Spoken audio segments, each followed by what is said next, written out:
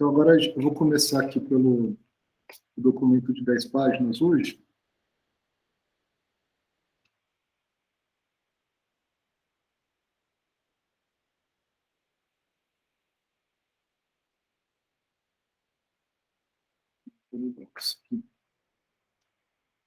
Vai ser bom que vocês vão ver também o modelo para vocês fazerem de vocês, né? Então, a página 1, eu não mudei nada, é aquela mesma coisa, né? Página 2 também, o resumo da história, desenvolvimento, isso que eu já expliquei. Página 3, eu também mostrei que é o personagem principal, fiz até a arte dele, porque a gente usou já para fazer as mecânicas iniciais. E a página 4 é o gênero do jogo, eu também tinha mostrado para vocês. Página 5, aqui já é a parte nova que vocês não tinham visto ainda. Então, eu vou descrever, vocês vão ver o nível de descrição que vocês podem fazer no jogo de vocês, para que o jogo fique interessante. E os termos que estão aqui em amarelo são alguns termos que eu vou explicar mais para frente. E nesse mesmo documento eu expliquei em detalhes depois, tá? O mundo 1, então, vai ser... Eu esqueci de colocar isso aqui, né? 5 mundos. Então, o jogo vai ser 5 mundos e 15 fases. Com níveis, né? O mundo 1 vai ser um mundo de grama. Ele vai ter uma atmosfera meio feliz e ingênua, né? O que vai acontecer? A descoberta vai ser o nome da primeira fase. Acho que eu não coloquei o nome de todas elas, mas depois eu vou pôr o nome. Vocês podem colocar um nome, já que vocês vão usar isso depois nos documentos mais para frente, né? Então, é o início da habilidade de visão. Vai ser o prólogo, né, do jogo, onde o Cuts vai começar a enxergar. Ele vai ganhar um pulo do macaco, né? Então, ele vai poder absorver essa habilidade do macaco de pular, e ele vai aprender a pular aqui. Qual que é a ideia do começo do jogo? Que o Cut ele só ande de um lado para o outro e tenha o poder da visão. Eu vou mostrar para vocês que eu já implementei isso. E aí, quando ele ganhar o pulo do macaco, o macaco, no caso, vai ser um inimigo, então ele vai poder dar dano, tem que tomar cuidado. E meio que não vai ter o que você fazer contra ele nessa fase, vai ter que meio que fugir e explorar. Tá? O jogador vai poder aprender como explorar o jogo, como é que funciona a velocidade do personagem, a altura do pulo, cruzar barreiras e pegar itens. Tá? Vai ter as primeiras armadilhas e portas também. Eu vou colocar uma mecânica de porta que o macaco vai... Então, um ou mais macacos vão vir atrás dele correndo, e ao passar por uma porta, vai ter uma cordinha que vai fechar a porta atrás dele, e os macacos vão ficar presos, ele não vai ser mais perseguido. Então, a única defesa do Cut no começo vai ser fechar as portas para os macacos não perseguirem. Com a visão, ele vai encontrar coletáveis que dão vida. Cada fase vai ter 3 coletáveis que são pedras. Tá? Deixa eu pôr aqui. E, na verdade, não dá mais vida, eu já mudei isso daqui. Eu não me recordo o que eu mudei, está lá embaixo. Vou deixar assim. E vai ter um dos coletáveis vai ficar inacessível. Eu não sei qual deles ainda. Que vai ser para mostrar para o jogador que ele vai ter que voltar para esse nível.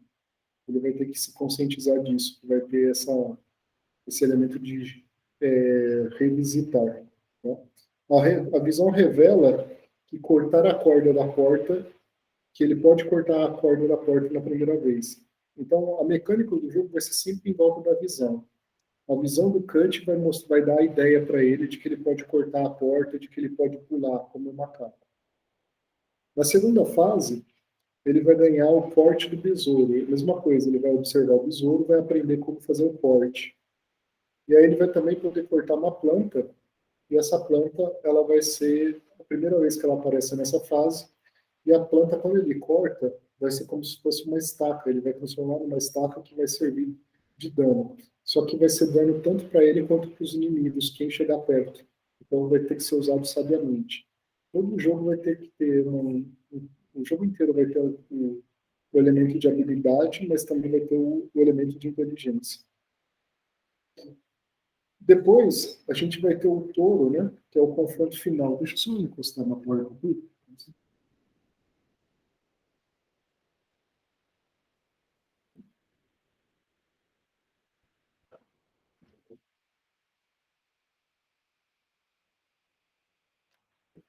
Então, a terceira parte da fase vai ser o chefe. Ele vai encontrar um super, que é o touro com rabo de chicote. Esse touro, ele vai... Eu vou explicar o comportamento dele mais para baixo, mas o Cut, usando a visão, ele vai revelar um ponto fraco na barriga do touro. E aí, ele só consegue enxergar isso quando ele passar por baixo, no meio do pulo do touro.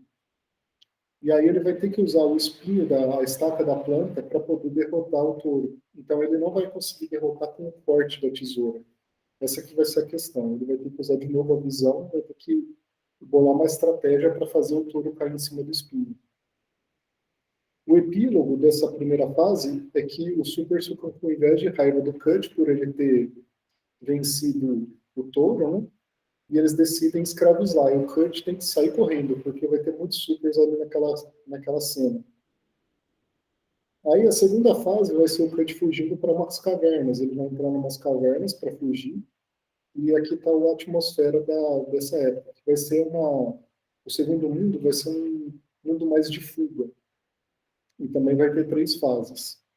A primeira fase, ela vai ser o Cut sai da floresta, entra na caverna, fugindo dos supers.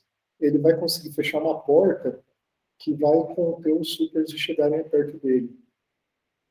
E vai ter os espinhos e espinhos cadentes como nova mecânica, tá? Armadilha nessa fase de cavernas. Então ele vai ter que evitar esses espinhos, tanto no chão quanto em cima. E vai ter a águia, que vai ser um novo personagem. Da águia, se o Cut observar ela, ele vai ganhar a visão de raio-x. E aí essa visão de raio-x vai servir para encontrar coisas escondidas e também para visualizar itens dentro de baús. Os baús eles são caixinhas misteriosas que às vezes vai ter um inimigo dentro, um animal, ou vai ter um bônus. Então, com o raio-x, ele vai poder ver antes de abrir a caixinha. Vai ter um caminho errado que vai levar um super que também está perseguindo ele no sistema de cavernas, vai ser um sistema de túneis, né? Então, vai ser uma fase que vai ter um elemento de perseguição ainda aqui. Vai ser como se fosse a primeira fase. Então, eu vou alternar entre ter que fugir e ter que enfrentar no jogo, para não ficar muito maçante. Depois, na fase 2, ele vai encontrar um outro inimigo, se eu não me engano, é um outro tipo de besouro, que vai dar uma armadura para ele, se ele escanear o besouro. E vai ter supers em 2 lugares, sendo um obrigatório. Eu vou introduzir também uma mecânica de um cipó nessa fase, que vai servir como fio ou outras coisas nas próximas. Como o flete é uma tesoura, quando ele passar por cima, ele vai desfiando esse cipó, até que o cipó fica fino e corta, aí ele cai. Se ele estiver em cima do cipó, ele cai. Se tiver um inimigo em cima da corda, ela estiver muito fininha, ela também pode romper e derrubar o inimigo.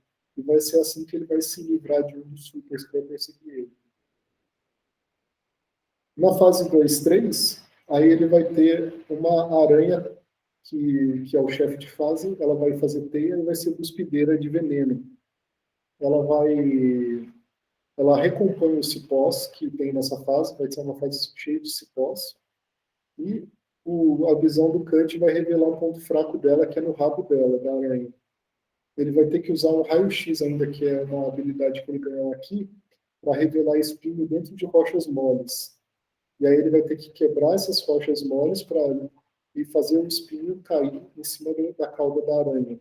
Essa aqui vai ser a mecânica inteligente dessa parte do jogo. O epílogo que o Cut ele entra numa sala depois da aranha e encontra vários supers escravizados. Aí ele tem uma revelação. Ele percebe que o mundo dos supers, na verdade, ele está sendo um mundo super desigual e injusto, né? Só que aí, quando ele está descobrindo isso, um dos supers que estava perseguindo ele, que é o chefe do mundo 3, ele prende todo mundo numa armadilha, ele congela todo mundo. Esse super aqui, eu vou mostrar para vocês depois, ele é um urso-peixe. É o inimigo. Aí tem um cutscene que ele vai aparecer numa prisão de gelo no começo do mundo 3. Vai ser um mundo gelado. Vai ser uma atmosfera triste sem esperança. No início, né, o Cut vai estar dentro de uma cela, e aí ele vai ter que usar habilidades para fugir. Eu ainda não descobri, não pensei em como eu vou fazer isso, mas eu vou com certeza usar várias habilidades que ele já tem. E vai ter a ideia de ele liberar outros presos para conseguir vencer. Então, os presos vão tentar fazer uma rebelião para tentar sair da prisão de gelo. Ele vai achar chaves de cobre que vão abrir celas, que vão liberar supers que estão escravizados, que vão seguir o Cut. Então, vai ser um cenário de corredor com prisão. Vai ter alguns prisioneiros aliados que vão ajudar a vencer guardas, então vai ser vantagem liberar alguns deles. Vai ter uma estratégia de quem liberar, quando. E vai ter um animal que vai dar a visão de calor, se eu não me engano, é um outro tipo de águia. Ele vai aprendendo a visão de calor, esse nível aqui, se ele observar a água. No segundo nível, do mundo 3, vai ter mais inimigos, ainda o sistema de células, e ele vai conseguir um binóculo que vai ampliar a visão dele, que também vai ser baseado em outro animal. Aí um dos prisioneiros avisa o Cut que ele vai precisar de uma lâmina mais afiada para conseguir vencer o Shilef, que é o inimigo final. E, enfim, aí nessa etapa aqui da fase 3.2, o Cut vai usar a visão de calor também para derreter gelo mole. Então vai ser uma mecânica nova aqui para poder ultrapassar. E nessa parte aqui que ele vai ter bastante gente atrás dele e ele vai meio que se sentir, vai começar a se sentir o herói, de querer ir e derrotar esse vilão que está escravizando os súditos. Aí ele vai chegar na sala de controle, que deve estar no nível mais baixo da prisão, e o peixe-urso, que é o chefe, vai estar lá preso, vai estar lá esperando por eles. Ele não tem fraquezas fora d'água, então se o Cut tentar enxergar, né, como diferente dos outros que ele vai jogar o raio de visão, ele não vai enxergar nada. Mas ele vai precisar derreter o gelo do chão, fazer o urso cair na água, aí quando ele virar peixe na água, ele vai ter que usar a visão para enxergar a fraqueza nas barbatanas e no rabo do peixe-urso. E aí, cada vez que ele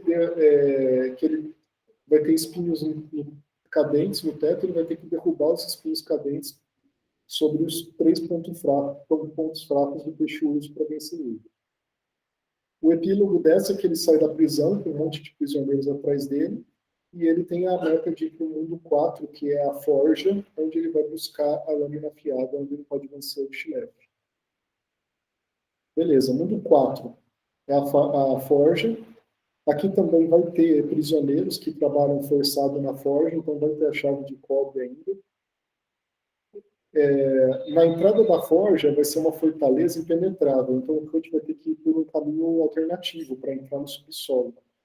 Só que nesse ponto aqui, antes de entrar nesse mundo 4, assim que ele se liberta da prisão, o jogador ele vai ter a opção de voltar nessas outras fases se ele quiser, para buscar alguma coisa. Então aqui ele vai ter alguma mobilidade. E aí ele entra pelo caminho escondido, ele vai aprender a habilidade de broca, que vai ser usada para cavar um solo mole, onde ele vai poder entrar realmente dentro do labirinto da forja. E aí ele não vai poder sair mais para o mundo na hora que ele entra nessa região, por um tempo. Né? Aí fase 4.2 ele começa a libertar os trabalhadores da forja e ele aprende a mecânica de explosivos. E os explosivos eles são detonados só com a habilidade da broca, um pavio, como se fosse assim. Então aí ele vai usar ele vai aprender a lâmina afiada também de um inimigo, que é a lâmina que ele estava procurando, que é um animal, no caso, né? Que vai ser a habilidade que ele precisa para a última fase. Tá? Vai ter bastante mecânica e armadilha nessa parte da fase. O chefe dessa fase vai ser o monstro Magna, que vai precisar ser enfrentado para conseguir abrir a forja de dentro, semelhante ao que aconteceu no labirinto de gelo. E o ponto fraco é nos olhos dele, né? Ele vai ter que causar uma explosão que vai surgir espinho cadente que vai cair sobre os olhos. Só que depois de cair sobre os olhos ainda, o Cut vai ter que cortar as costas dele com um corte no meio do pulo.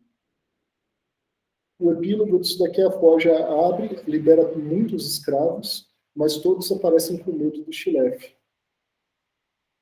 E aí, o último mundo, que é o mundo cemitério sombrio, e aqui, depois do mundo 4, de novo, o jogador pode voltar para os outros mundos para tentar usar as outras habilidades que ele aprendeu, né? No caso, mais a broca. Aí, na fase 5.1, é um portão, vai ter uma porta inicial que só pode ser cortada com a lâmina afiada que está aqui. Ele até pode visitar esse mundo 5 antes de ir para o 4, se ele quiser, só que ele não vai conseguir passar da primeira porta. E aí vai ter uma armadura que ele vai pegar de um outro tesouro. Vai ter depois, na fase 2, ele vai aprender uma luneta. E esse mundo aqui vai ser mais difícil. Vai ter todos os inimigos fortes, muitas armadilhas. Né? Ele vai reencontrar também os Supers 1 e 2 e 3 do mundo 1 e 2 aqui, depois do mundo 3 e 4. No estilo Mega Man, né? Revisitar os chefes das últimas fases. A última fase é o Shilef. Ele vai ter 3 etapas para vencer o último chefe. Ele começa invisível, super rápido e tentando remover poderes do Cut. Então ele vai aparecer como se fosse uma sombra que vai zigue-zague na tela, que é impossível de afetar, e o Cut só vai apanhar se ele tentar lutar contra ele nesse estado. O que o Cut vai ter que fazer? Ele vai ter que usar o raio-x para encontrar um ponto entre 4 possíveis para se esconder, e vai ter uma porta onde ele vai poder fechar dentro desse local escondido com o raio-x. Quando ele fecha uma porta, ele impede o movimento do Shilef. Aí o Shilef ele vai para a etapa 2. A etapa 2, o Shilef ele vira um super forte, resistente com visão laser. Então, nessa situação, o laser ainda pode destruir a porta. Quer dizer, ele vai ter uma chance de mirar na porta para destruir a porta e ele vai voltar para a etapa 1. Ele volta a ser super rápido. E o laser também ataca o Cut. Né? E o interessante é que toda vez que o Shilef acertar o Cut pode perder alguma habilidade que vai aparecer na tela de alguma maneira para ele poder recapturar com a visão dele. Se ele perder todas as habilidades, o Cut é derrotado também. E o ponto fraco do Shilef no nível 2 está nos pés. Ele vai ter que fazer explosões com aquela broca no tempo certo 4 vezes para passar para a etapa 3. Na etapa 3, o Shilef vira uma criatura sombria. E ele vai lançar umas foices, assim, eu pretendo fazer um movimento circular, e cada vez que... E dessa vez também ele não tem ponto fraco aqui. O que o Cut vai ter que fazer? Ele vai ter que furar o chão e encontrar um caminho que vai com raio-x e broca, e aí quando ele chegar no fundo do caminho, vai ter um chão de lava, aí sim o Shilef vai aparecer um ponto fraco nele. Que vai ser o quê? Ele vai ter que derrubar um espinho na lava para respingar no Shilef e vai ter que fazer isso 3 vezes para derrotar o Shilef. Tá? O epílogo, como é que vai ser do jogo? Os supers libertados eles estão no mundo livre da escravidão, pelo menos naquela região. Alguns zoam ainda com o Cut, porque eles são maus, né? Para mostrar o quê? A lição de moral é que tem um super perfeito no mundo, né? Por mais que você queira fazer a justiça, alguns ainda não vão te apoiar, né? Mas outros tornam seguidores. E aí eles decidem que vão acabar com todas as disputas no mundo. Quer dizer, vai ser uma brecha para o episódio 2 do jogo. Tá? Então, eu queria mostrar para vocês que isso daqui vocês podem escrever na página 5. Eu não fiz gráfico ainda, porque os mapas de cada fase e o desenho do mapa do mundo são atividades que a gente vai entregar nas próximas semanas, tá? Aqui nessa parte aqui vocês podem fazer no documento de 10 páginas só textual mesmo, para isso aqui. Página 6 é o Gestalt, que é o sentimento, né? A atmosfera do jogo, que vai ser... Cada mundo vai ter uma atmosfera diferente, tá? Vai ter outros sentimentos gerais, assim, vou tentar criar uma empatia pelo personagem principal e também uma empatia pelo objetivo que ele tem.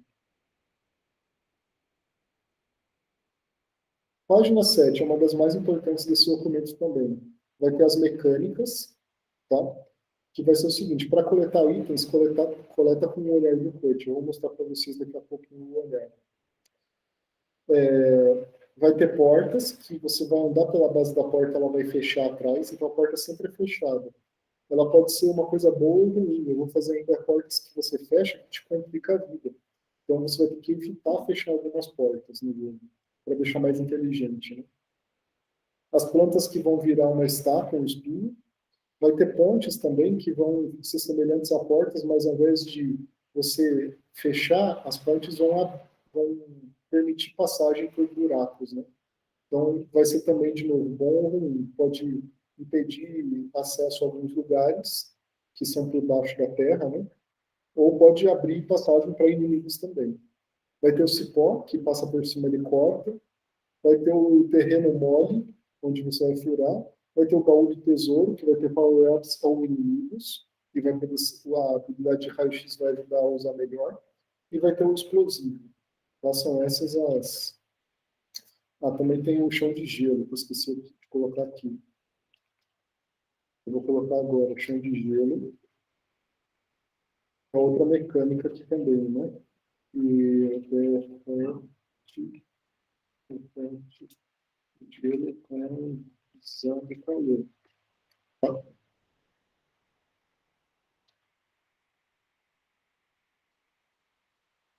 Hazards, qual vão ser as armadilhas? Vai ter espinho, água, lava, veneno e óleo, vai ser um mar, como se fosse assim, é morte instantânea. O espinho dá um de dano.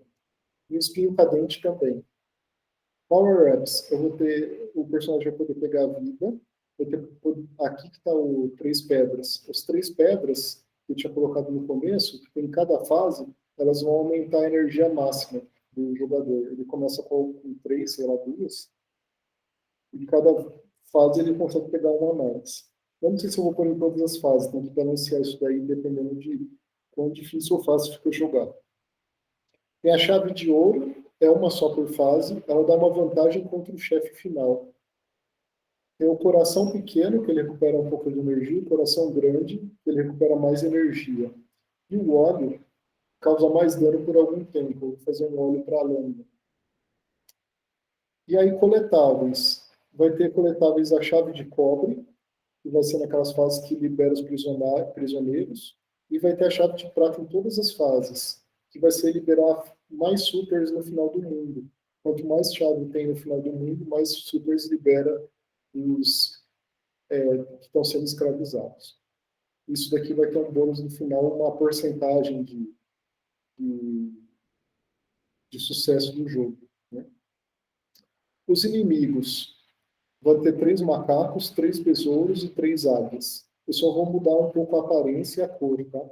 Para fazer o quê? Para não precisar fazer 1000 vezes os inimigos. Talvez eu faça um quarto, não sei. Mas esses aqui são os inimigos também pelos quais o Kurt vai aprender as habilidades. Eu já coloquei qual habilidade ele aprende de cada um deles a observar esses inimigos. E os chefes estão aqui, eu descrevi como é que é o comportamento de cada chefe, né? Depois vocês podem dar uma olhadinha, eu vou disponibilizar esse documento para vocês, né? Ele vai ser o comportamento de cada chefe, como é que ele vai atacar, como é que ele vai se mover. Tá? Depois, o 9, elementos extras. Vai ter um final especial quando libera todos os supers, com todas as fases, as chaves. As chaves em alguns locais só são acessíveis quando voltar com alguma habilidade nova. Por exemplo, a habilidade de broca que pega no mundo 4, ela pode ser utilizada em outro mundo anterior para achar uma chave escondida. E porcentagem de sucesso de acordo com os itens colecionados também vai aparecer no final do jogo. Não vai ter multiplayer, não vai ter criação de conteúdo pelo jogador. E capitalização, o que eu pretendo fazer? Eu vou deixar o jogo grátis, com propagandas ao final de cada fase, propagandas curtas, e propagandas mais longas para continuar de onde morreu, se o jogador morrer.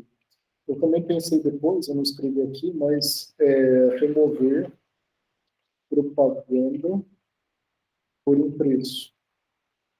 Vou deixar essa opção para, se a pessoa não quer assistir propaganda, ela pode remover.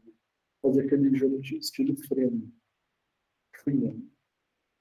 Essa é a versão 3.4 que tem uns elementos a mais. Eu vou colocar aqui para a gente para jogar, então, é um jogo novo. Tá aqui o personagem, tá? Aqui é como é que ele move de um lado para o outro. Estou usando as teclas ASD, né? ASDW. A barra de espaço ele pula. Tá? Eu ainda não sei se a velocidade que ele vai pular, se vai ficar assim, ou se eu vou mudar depois. Ele começa andando mais devagar e depois ele acelera um pouquinho.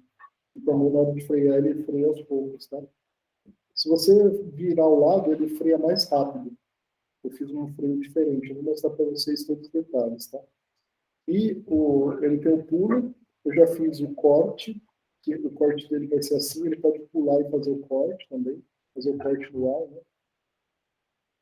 Por exemplo. Ou fazer o corte do ar. E ele também tem a broca. Tá vendo? A broca ele pode pular enquanto ele está furando, né? Então vai ser esses dois ataques que ele vai ter. O pulo. E o pulo também é o seguinte, se eu pular parado, olha essa plataforma, vocês vão ver que ela dá uma certa altura. Se eu pular correndo, ela some, né? Então ele pula mais alto se ele estiver andando. Quanto mais rápido ele estiver andando, mais alto ele pula. Tá? Também o pulo, eu fiz ele, você poder movimentar durante o pulo. Ele consegue voltar no meio do ar. Né? Isso eu consigo fazer aqui. Tá vendo? É o pulo estilo Mario Bros. Isso daqui eu ainda não tinha mostrado nos vídeos, e eu não publiquei os vídeos, vocês ainda não têm ideia de como é que é. Né? E a visão dele está assim, ó. A visão é um BIM, é um BIM que ele pode ser direcionado. Aqui eu estou usando as setinhas para direcionar o BIM, visão. E é com essa visão que ele vai enxergar as coisas, por exemplo. Deixa eu dar um exemplo. Eu não programei nada ainda para liberar nem para interagir. Mas se aqui nesse chão aqui tivesse uma cordinha, ele poderia virar aqui, enxergar a corda e aí ia aparecer algum elemento aqui, ia destacar para saber que ele pode interagir com isso. Mesma coisa com o chefe de fase. Se o chefe de fase estivesse aqui, ele pulasse por cima, ele ia ter que visualizar para ver o ponto fraco do chefe, para aí o ponto fraco do chefe ia ficar piscando, ia ficar brilhando. Essa é a ideia que eu tive aí para fazer, né? Eu ainda não coloquei aqui só as sprites de ele morrendo e de levando dano. Mas já tá funcionando assim a movimentação básica dele, tá? Beleza? Eu vou mostrar para vocês aqui como é que eu fiz o script do pulo, né? Isso daí eu não tinha mostrado ainda nos vídeos que eu gravei. O pulo, inicialmente, eu tinha feito um pulo muito simples, que se ele está no chão e apertou o botão de pulo, ele pulava. Ele tinha a força do pulo multiplicada, simplesmente a força do pulo. A velocidade recebia menos a força do pulo. Só tinha isso daqui, ó, essa linha. Eu acrescentei mais isso aqui. O que isso faz? Eu multipliquei pelo delta e diminuí essa força do pulo, porque quando eu aperto o botão do pulo, ele está no chão, ele começa a pular com uma certa força. E aí começa a contar um tempo de pulo. O que é esse tempo de pulo? É o quanto tempo o botão de pulo fica pressionado para que o personagem continue subindo. Eu vou mostrar isso para vocês na prática aqui. Se eu apertar o botão de pulo bem rapidamente, ó, ele dá um pulinho bem baixinho. Eu fiz de propósito isso daqui, porque eu queria dar a possibilidade de ter um pulo baixo mesmo. Mas se continuar apertando o botão de pulo, aí o pulo fica mais alto. Olha a diferença. Para que isso? Para você poder pular por buracos pequenininhos, você ter mais mobilidade com o jogador, com o personagem, tá? Vou aumentar um pouquinho aqui, tá vendo? É o pulo pequeno e o pulo grande. Então, isso daqui é o quê? Esse delta, a cada delta, que é 1 sobre 30, 1 sobre 60, cada quadro do jogo, ele dá uma aumentadinha no pulo até um determinado limite, que é o max jump, que eu, se eu não me engano, eu coloquei 20. Depois vocês podem ver lá nas constantes. Então, quando está no chão e apertou o pulo, ele começa a pular. Enquanto ele ainda está segurando o botão e o delta está tocando, ele continua aumentando um pouquinho a força do pulo, de acordo com a velocidade que o personagem está. Aqui eu coloquei o fator de velocidade. Se soltar o botão, se não tiver pressionado, o que vai acontecer? Ele vai para o estado que ele para de pular. Então não adianta apertar 2 vezes rápido o botão, que ele não vai continuar subindo. E também ele reinicializa o tempo de pulo. Aí ele só vai conseguir pular de novo quando ele de novo estiver no chão. Tá? Então essa é a ideia aqui, a lógica que eu implementei para fazer esse pulo com esses elementos. Né? O primeiro elemento, o personagem tem que estar no chão para pular. Ele pode dar um pulo curto ou longo, de acordo com quanto tempo ele segura o botão de pular. E também ele pode pular mais rápido ou mais devagar, mais alto ou mais baixo, de acordo com a velocidade que ele está andando. Beleza? Hoje eu vou explicar mais uma coisinha simples que eu vou acrescentar aqui no jogo, hoje, né? Eu vou fazer mais uma cena aqui. Tá? Eu vou criar uma cena temporária aqui, não tem problema. Não, não era aqui que eu queria.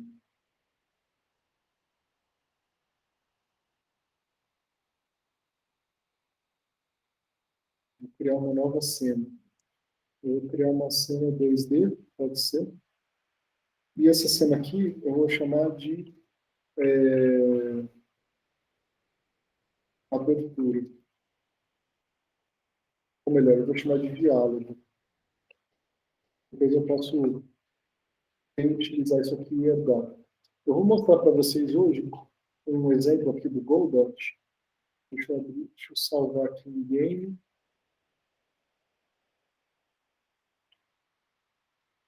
Dialogs. Eu devia ter escrito em inglês, né? Vou escrever em inglês aqui. Dialog. Salvar como dialog. Eu vou apagar o diálogo aqui. Bem, qual que é o objetivo hoje para vocês? É mostrar como a gente pode usar assets, tá? Que são elementos bem poderosos do Godot. E o asset que eu vou usar hoje com vocês é um de criar diálogos. Vocês vão ver que, assim, muita coisa a gente não vai criar do zero, a gente vai acabar usando coisas que o Godot tem. Tem coisas que o Godot não tem padrão, mas ele tem ferramentas muito interessantes que outros criaram. E esse pacote que a gente vai usar aqui, ele tem a licença MIT, que é a licença do Godot. Você pode usar à vontade, tá? Ele chama Dialogic. Dialogic. Tá? Que é esse daqui, tá? Eu vou clicar nele, Dialogic, vou fazer o download e vou instalar. Então, ele está instalando aqui o Dialogic, tá? E aí, carregou o Dialogic aqui. Deixa eu ver se eu acho onde ele colocou. Deve estar no add-ons aqui. Isso, Dialogic, está aqui. Ó. Então, ele instalou aqui. Eu instalei o Dialogic, mas ainda não dá para usar ele. Você tem que vir em projeto, você tem que vir em configurações, tá? Plugins, e aqui, ó, o Dialogic ele aparece aqui. Aí você tem que habilitar ele. No momento que você habilita, agora ele aparece aqui, ó, para a gente usar, tá? É esse carinha que está aqui. E eu vou mostrar um diálogo bem simples, tá? E a gente vai começar o diálogo simples dele com, na verdade, vai ser um monólogo do Cut. Eu vou fazer a primeira cena do começo da primeira fase, tá? Depois a gente vai poder usar isso daí para para fazer todos os diálogos do jogo. Então a gente clica primeiro aqui em personagens, tá? Aí depois a gente vai colocar novo personagem. E o personagem que eu vou pôr é o Cut, tá? Eu vou colocar o personagem Cut. Tem uma cor aqui para quando ele fala. Eu vou escolher esse verde aqui, que é a cor dele, do Cut, né? Então vai ser a cor que vai aparecer quando eu abrir o diálogo do Cut, tá? Main character. Joia? Vai ser o personagem principal. Muito bem. Então aqui a gente criou o Cut e tem também, deixa eu ver, dá para você colocar um ícone, né? Deixa eu criar um ícone do Cut aqui, baseado numa sprite dele.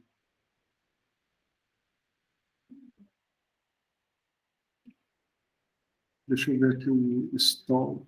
Oh, essa daqui.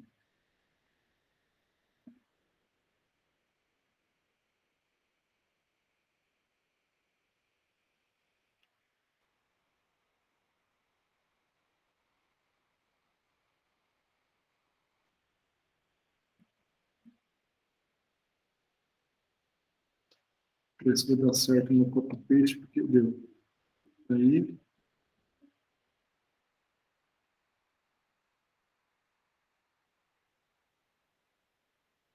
tem um alto size aqui. Aqui. Eu vou aumentar agora. Vou aumentar isso aqui para 64, 96.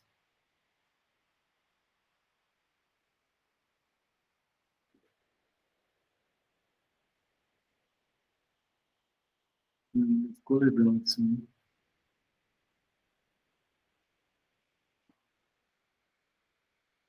Isso. Então, esse daqui vai ser o rosto do Cut.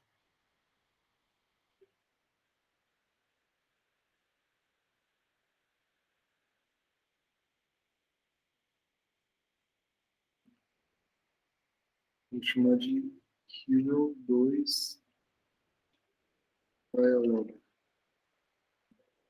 Isso. Vamos colocar transparência. Isso. Então, agora, olha só, a gente volta aqui, eu venho aqui no Sprite, Cut, eu vou procurar Dialog aqui. Isso. Então, esse rostinho aqui é o que vai aparecer quando o Cut falar alguma coisa, né? Dentro dentro do jogo. A gente criou o Cut aqui.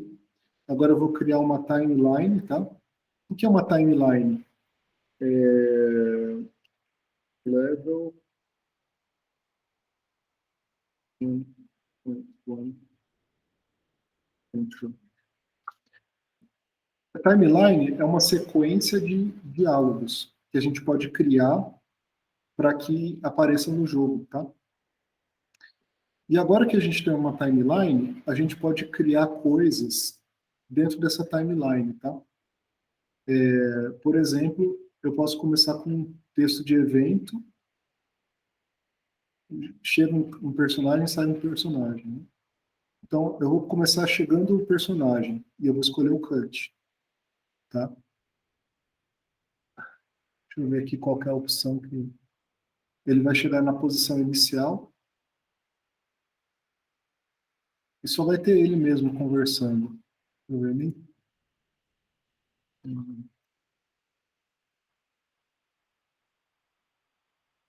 Então vai aparecer vai chegar o cut, aí eu vou ter uma conversa aqui. O cut, ele vai falar assim,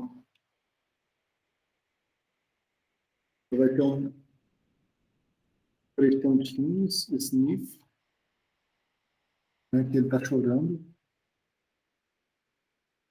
Aí ele vai falar de novo.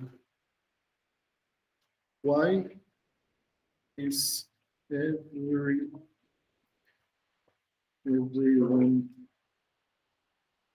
So,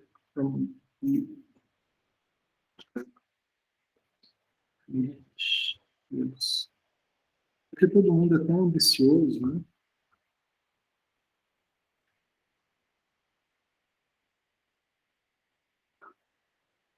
Am I,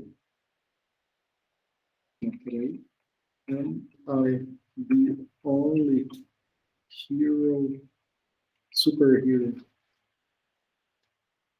who does not have any powers?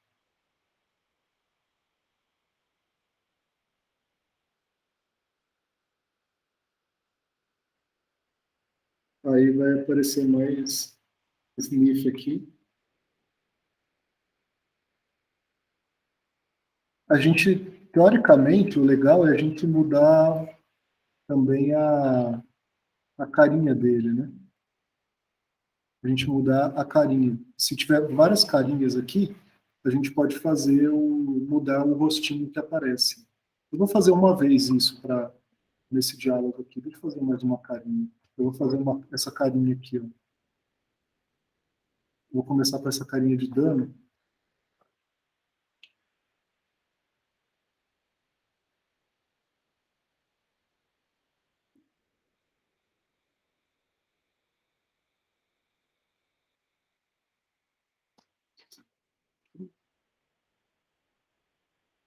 Aí eu vou salvar aqui de novo como... Cadê o game? Aí já está aqui no Hero. Game. Sprites. Cut.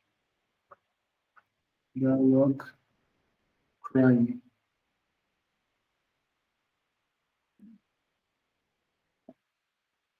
Essa daqui vai ser a cara de choro dele também. Vou voltar lá. Deixa eu ver se eu consigo colocar mais um. Acho que é aqui, né?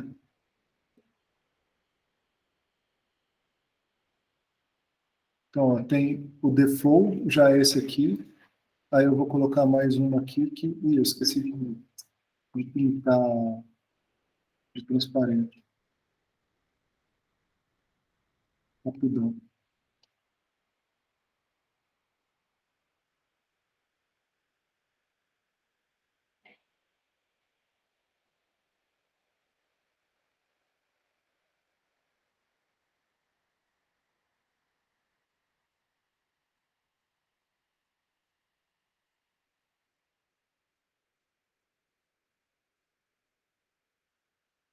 F crime aqui. Crime. Fez, sim. Vamos fazer esse daqui. Agora aqui na timeline, a gente vai colocar o crime aqui. Crime. Vamos deixar ele chorando no começo. Agora aqui a gente vai colocar mais um. E agora que vai mudar, né? A gente vai pôr o cut aqui com o face. Fala. Wait. What is happening in my eyes?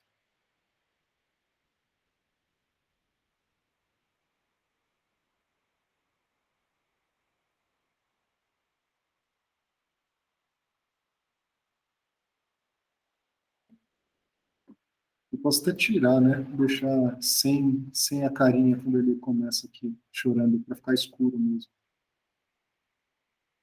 Am I? Sim. Né? Então, aí a gente acaba aqui a conversa, né? Aí tem o close dialogue, que aí ele fecha o diálogo, né? Então, eu posso... Esse é o diálogo inicial que eu quis colocar, né? E eu vou colocar aqui um script para a gente ver esse diálogo funcionando, tá? Eu fiz ele bem simplesinho, só para mostrar para vocês como a gente configura o asset e como a gente usa aqui na primeira vez, tá? Então, eu vou criar aqui um script para ele. E aí, no onReady aqui, a gente vai chamar já essa conversa. Depois eu vou pôr essa conversa dentro do jogo, tá? Dentro do nível 1. Então, como é que a gente liga a conversa para começar, né? A gente cria uma variável, pode ser dialog, tá? E a gente puxa do diálogo esse cara aí. Dialogic.start. Essa é a função que a gente começa uma conversa. E aí eu tenho que pegar o nome do timeline. O nome do timeline é esse aqui, né? Eu vou copiar aqui e vou colar aqui. Espera aí que eu colei coisa demais. Ele não está recortando e colando ainda.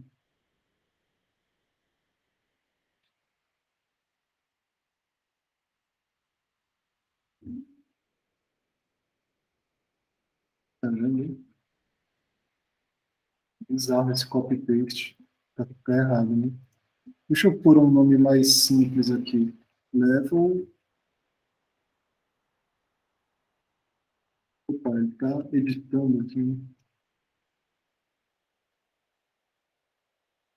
Level. Tem uns bugzinhos, né? 1.1, tracinho intro. Vou ver que ele tirou aqui. Salvando de novo. Esse não. Level 1.1, tracinho intro. Deixa eu ver se está exatamente igual. Está minúsculo ou maiúsculo aqui? Está minúsculo. Isso. E aí eu adiciono add child dialog. Então, com isso, quando você faz o add child, você adiciona a esse nó aqui um filho que vai ser o diálogo. E ele já vai começar a tocar o diálogo para nós. Ó, tá vendo? Aí olha como é que é a aparência do negócio, tá vendo? A gente já tem o diálogo aqui embaixo.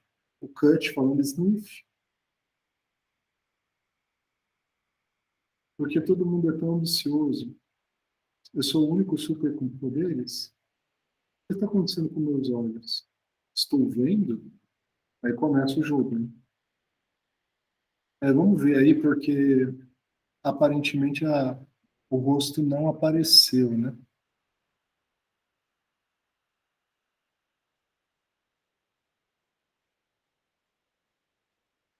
Deixa eu ver aqui. Ele já tem, né?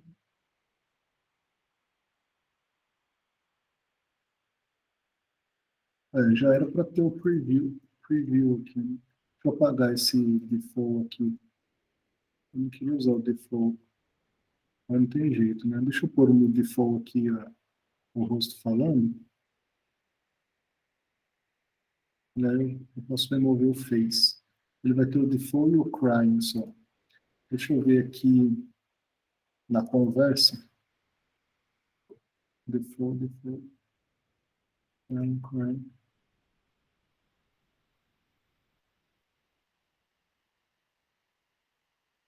Começar com o crying aqui. Deixa eu ver se assim ele vai. Apareceu agora aqui, né? Sniff.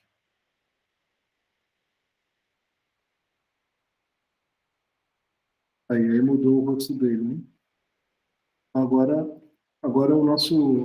Ele está numa posição ruim aqui, dá para a gente configurar essas coisas, tá? Então, gente, essa daqui é bem básico assim, para a gente trabalhar com isso. Deixa eu entrar aqui com alguns elementos só para vocês verem. Nesses diálogos dá para a gente fazer perguntas com, com opções de escolha e, e colocar condições de aparecer a opção ou não. Né? Tem jogos que, de repente, depende do que você faz, aparece uma opção. Se você ainda não conversou com alguém, a pessoa não te dá uma resposta de determinado tipo. E dá também para você colocar variáveis, depois alterar variáveis e emitir sinais de acordo com e chamar nós de acordo com a resposta. Né? Não dá para você fazer coisas desse tipo, né? Você coloca aqui dentro, então aí ele vai... Apertei coisa errada aqui.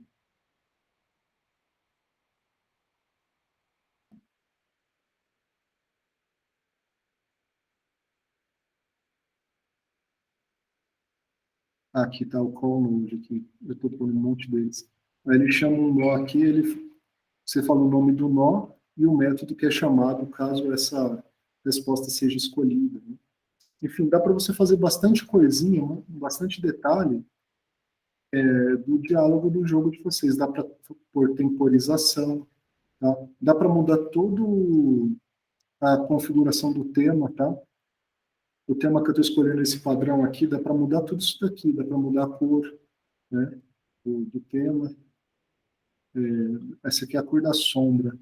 Dá para você mudar a fonte, dá para fazer efeitos de fontes, tá vendo? Então, ele é um recurso bem legal, bem poderoso. Tem uns bugzinhos, né? Como tudo tem bug, mas ele já está mais estável, né? Esse programinha fica legal. Eu vou continuar os diálogos depois offline e vou continuar fazendo o jogo em paralelo com as aulas, tá bom?